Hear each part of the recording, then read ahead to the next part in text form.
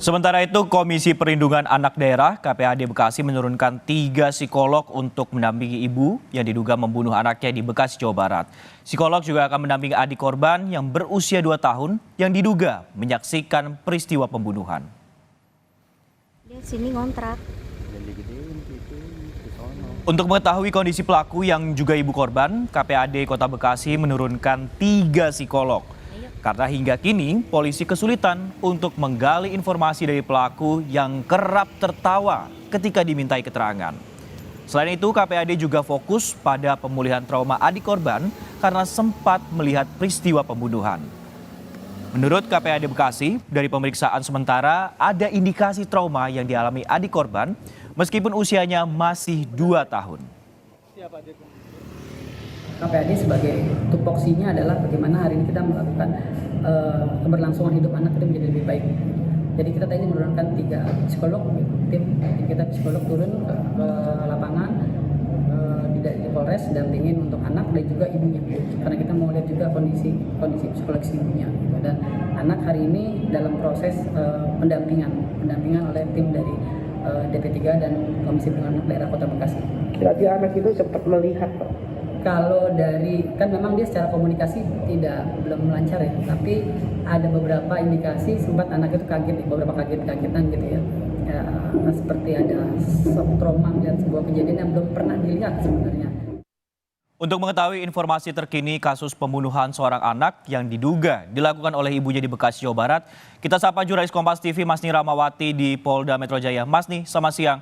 Apakah polisi ini sudah mengetahui apa motif pembunuhan yang terjadi di Bekasi ini?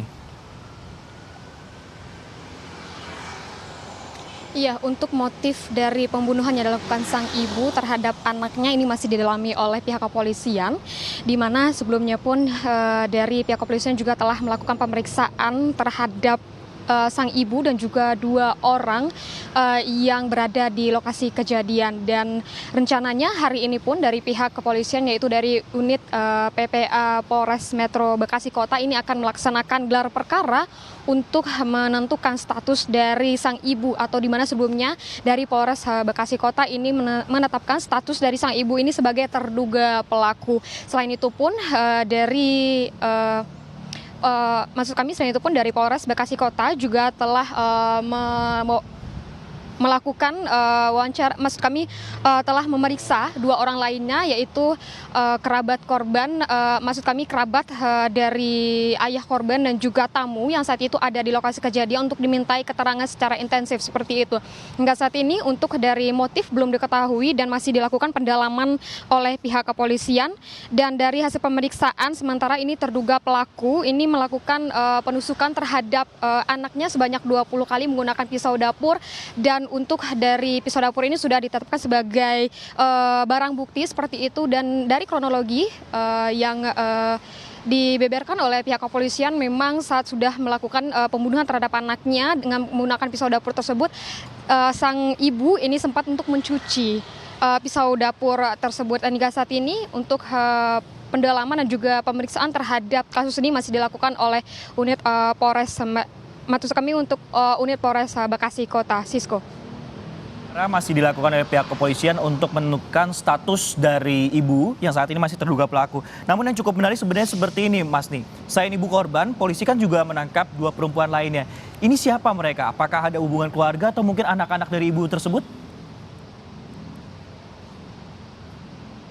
Iya, memang saat adanya laporan atau dari kejadian hari itu, selain dari adanya ibu korban yang berada di rumah, juga dari kronologi yang disampaikan, memang saat itu ada 2 orang yang bertamu ke rumah korban, di mana itu adalah saudara dari ayahnya dan juga seorang tamu seperti itu.